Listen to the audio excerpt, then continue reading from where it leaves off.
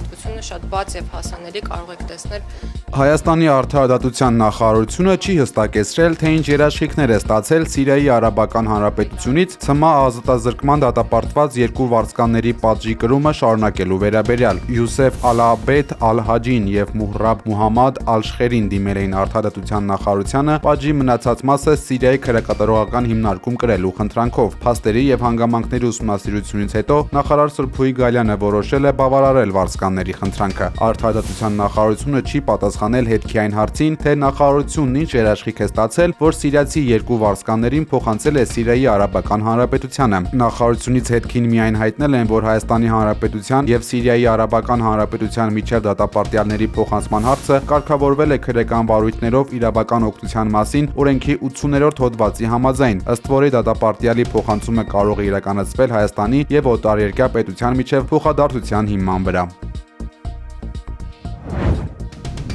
Արցախում մնացած վերջին հայը Միշա Գրիգորյանը, որը հայտնի էր դարձել ադրբեջանական լրատվամիջոցներին տված իր հարցազրույցներով եւ Ռուբեն Վարդանյանի դեմ Բաքվի դատարանում տված ցուցմունքներով, մնացել է օկուպացված Արցախում, հայտնել է Ազատություն ռադիոկայանը։ Ըստ լրատվամիջոցի տեղեկության, Միշան Ստեփանակերտից դեպի Հայաստան եկող ճանապարհի կեսից հետ է գնացել։ Նա հրաժարվել է տեղափոխվել Հայաստան, վախենալով, որ այստեղ իրեն կարող են սպանել իր տված ցուցմունքների համար։ Ազատության հետ զրույցում արցախցի հանրային գործիչ Տիգրան Պետրոսյանը պատմել է, որ Գրիգորյանն անգամ ոտքերն է ընկել ադրբեջանցիների, խնդրելով թույլ տալ մնալ Արցախում, իսկ երբ ադրբեջանցիները սպառնացել են սպանել նրան մնալու դեպքում, պատասխանել է, թե նախընտրում է սպանվել հենց նրանց ձեռքով։ Այնուամենայնիվ, վերջին տեղեկություններով ադրբեջանցիները նրան մեքենայով հետ են տարել, սակայն նրա ներկայիս գտնվելու վայրն ու կարգավիճակը մնում են անորոշ։ Արցախում մնացած հայերին վերջին ամիսներին Ստեփանակերտի դղյակ հյուրանոցում են պահել, գերու պես արգելել ելքու մուտքը, միայն հաց են տարել ու վերջ։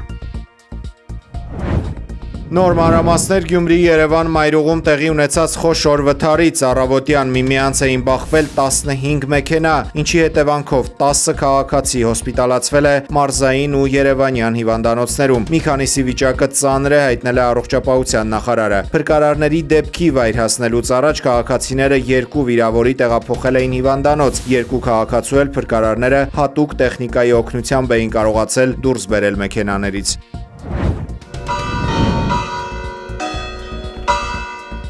Հանուն հայրենիքի նահատակված քաջորդիների համար Մայրաթոռում կատարվել է հոգեհանգստյան կարգ։ Հունվարի 27-ին Սոֆասների հիշատակի եւ խոնարհումի օրը ամենայն հայոց կաթողիկոս Գարեգին II-ի հանդիսապետությամբ եկեղեցականաց դասի եւ հավատացյալները աղոթել են ննջեցյալների հոգիների խաղաղության համար։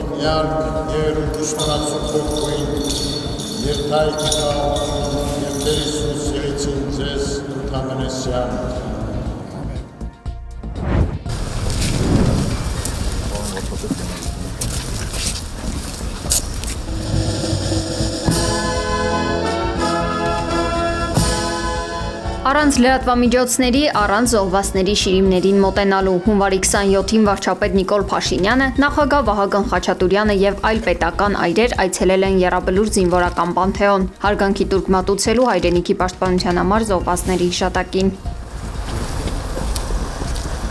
Իշխանական թևը ծաղկեպսակ է խոնարել զոհվածների եւ անհետ կորածների հուշարձանին եւ հեռացել։ Չնայած հերոսների ծնողները վաղ առավոտից այնտեղ էին, պաշտոնյաներից ոչ ոք նրանց չի մոտեցել։ Դեռ լույսը չբացված հերոս տղաների ծնողներն են գնացել Պանթեոն, ինչպես նշել է վարանդայում զոհված Արման Ազատյանի հայրը Վիգեն Ազատյանը, եկել է, որ թույլ չտա պղծել որդու շիրիմը։ Օրեր առաջ նախագահ Վահագն Խաչատուրյանի ստորագրությամբ հունվարի 27-ը սահմանվել էր հիշատակի եւ ոչ աշխատանքային օր։ Հերոս տղաների ծնողները բոյկոտել են այս որոշումը եւ շեշտել, իրենք ամեն օր են Եռաբլուր գալիս, իսկ հունվարի 27-ը ոչնչի հետ կապ չունեցող օր է։ Նախագծի հեղինակները ազգային ժողովի նախագահի խոսնակ Ռուբեն Ռուբինյանը եւ անկախ падգամավոր դարձած 44-օրյա պատերազմում զոհված Աբգար Նազարյանի հայրը Գեղամ Նազարյանը օրվա ընտրությունը պայմանավորել էին որպես առանձին, ոչ մի իրադարձության հետ կապ չունեցող օր։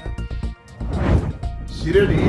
ժողովուրդ հայոց, Մեծի տան Ընկիլիկո կաթողիկոսությունը իր սեփականության իրավունքը պատմական նստավայր Սիսի նկատմամբ վերականգնելու պահանջով պատրաստվում է Թուրքիայի դեմ դատական հայց ներկայացնել Մարդու իրավունքների եվրոպական դատարան։ Այս պահին գործը քննվում է Թուրքիայի Վճռաբեկ դատարանում եւ եթե այնտեղ նույնպես մերժվի, կաթողիկոսությունը կդիմի Միետ։ Հայցը Միետ ուղարկելու որոշումը հաստատվել է մի քանի օր առաջ փաստաբաններ Նորա Բայրակթարյանի, Թենյա Սիմոնյանի եւ Ջեմ Սոֆու Օղլոյի հանդիպան ժամանակ։ Թուրքիայի Հանրապետության դեմ իրավական այս գործընթացը մեկնարկել հռչակել է դեռևս 2015 թվականին, Հայոց ցեղասպանության 100-րդ ամյակի օրը։ Պատմական փաստերը վկայում են, որ 1921 թվականի նոյեմբերի 25-ին Սահակ II պատրիարքը թուրք զինվորականների վերջնագրով ստիպված է եղել լքել Կիլիկյան Հայաստանի մայրաքաղաքը։ Անգամ թուրք պատմաբան Թաներ Ակչամը արխիվային փաստաթղթերով հաստատել է, որ ունեցվածքի բռնագրավման եւ արտաքսման հրամանը տվել է Թալիաթ Փաշան։ Տեղահանումից տարիներ անց Սիսիմայր տաճարն ամբողջությամբ ոչնչացվել է, իսկ կաթողիկոսությունը երկար թափառումից հետո 1930 թվականին հաստատվել է Բեյրութի Անտալիաս քաղաքում, որտեղ գործում է մինչ օրս։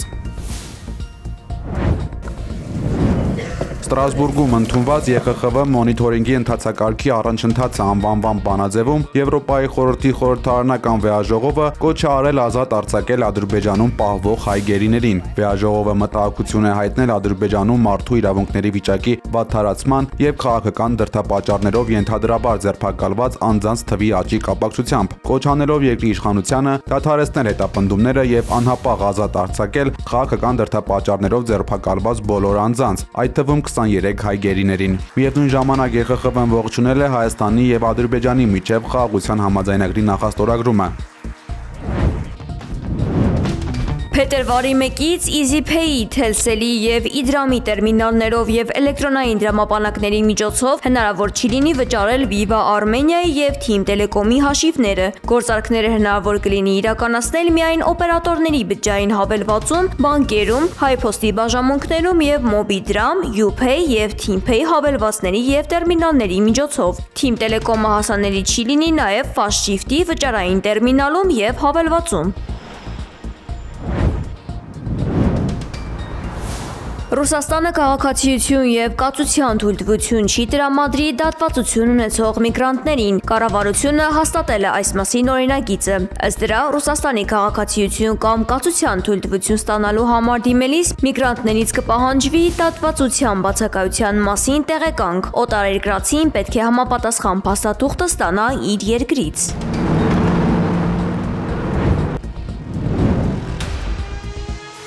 Իսրայելի պաշտպանության բանակը պատրաստվում է Իրանի վրա ԱՄՆ-ի հարձակմանը։ Ակնկալվում է, որ դա տեղի ունենալու առաջիկա հանգստյան օրերին։ Ըստ լրատվամիջոցների, Իսրայելը պատրաստվում է բախմանը, սակայն դեռևս որևէ բան հստակ չէ։ Ամեն ինչ կախված է Ամերիկայի Միացյալ Նահանգների նախագահ Դոնալդ Թրամփի ցանկությունից, նշել են ցախալի պաշտոնյաները։ Այս ամենի ֆոնին Թրամփը դեռևս հստակ պատասխան չի տվել եւ Իրանին հարվածելու թեման թողել է անորոշ։ Այնուամենայնիվ, ամերիկյան ամենահզոր ռազմանավերը հասել են Պարսից ծոց եւ մոտեցել են Իրանին։